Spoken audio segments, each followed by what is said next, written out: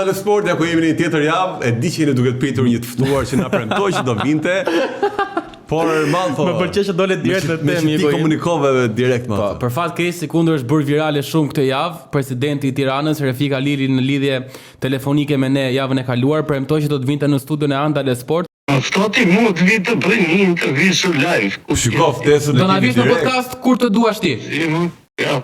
Nëse do vi. Me patjetër, me kënaqësi president. Sikundër dhe ju ndoqët, presidenti na dha fjalën live para një javë. Forta është që tani shitet sigur ne nuk po e ftonim, ne kemi ftuar çdo kënd nga bota sportive, por kur thua me gojën tënde do vi, pse nuk po ftoni dhe kur të ftojmë nuk përgjigjesh. Na dha fjalën live dhe në fakt jo më lart se ditën e njëjtë Flore kontaktova sërish. Mesazhi që e ka lënë Sin, ku i them që përshëndetje president, do na vini në podcast këtë të hënte Andale siç folën së bashku në telefon disa ditë më parë, siç u thash mesazhi është shuar të njëjtën dhe është lënë Sin.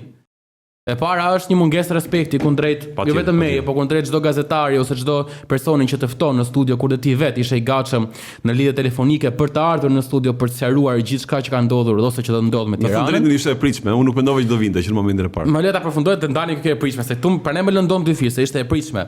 E dyta është një mungesë respekti shumë i madh ndaj gjithë tifozëve të Tiranës, mendoj unë Flor, por kam përshtypjen edhe ata vetë janë të këtij mendimi, pasi edhe në stadium me sfidën me Elbasanin kur e fjalisht do vi presidenti çfarë do thot pasi jemi shqetësuar për të ardhmen e Tiranës. Pra dhe vetë tifozët e Tiranës duan dinë çfarë do bëhet me Tiranën, pasi shitja tek një aksioner si Zamir Mane sigurisht që do të thotë një lavdi ndoshta për Tiranën, të paktën në letra. Kështu që ishte një shqetësim shumë i madh. Nëse janë ortak te ideja e ortak. Pra ishte një shqetësim shumë i madh për tifozët e Tiranës, për ne dhe për tifozët e Tiranës, që për fat keq presidenti Halili duket sikur zgjodhi që ta lësin, edhe pse vetë ta mëftoni në emision për të folur. Pra nuk e ka pranuar ftesën për të folur, diçka që sigurisht nuk lëshihet mirë, por për të kthyer tek fjala jote Flor, është diçka që pritej, pasi si duket presidenti. Po, dhe si duket presidenti Halili ka bërë rrugë tashmë që premton që do vinë studio për të diskutuar për hallet e Tiranës, që mos harrojmë që sigurisht që Halili është biznesmen, mund ta ketë sot, mund mos ta ketë nesër, por Tirana është një emblem dhe një ndër skuadrat më të mëdha të Shqipërisë që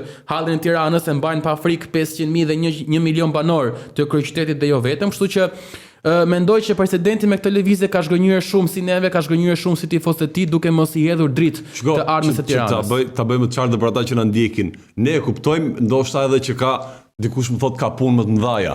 Por kur ti patjetër, kur ti jep fjalën dikujt dhe ka diçka, siç ai ka një punë dhe ne kemi një punë që presin na respektojnë dhe puna jon. Vetë ta ftonin ne për Tiranën do flisnim. Çdo kush që ne ftojmë këtu ose pranon të vi, për ne është një punë dhe kur ti na thua do vi dhe nuk na vjen, na hedh poshtë një javë të tërë, një punë që ne takohemi. Ore lëre neve më burr, hedh poshtë tifozët më. Po, fjalë që do vi. Po hedh poshtë tifozët, më tifozët doin ta dëgjojnë çfarë thot presidenti për të ardhmen e klubit vet. Me që telefonat dërgoi gatshëm e tha pse nuk më ftoni dhe kur e fton nuk përgjigjet, kjo është ideja.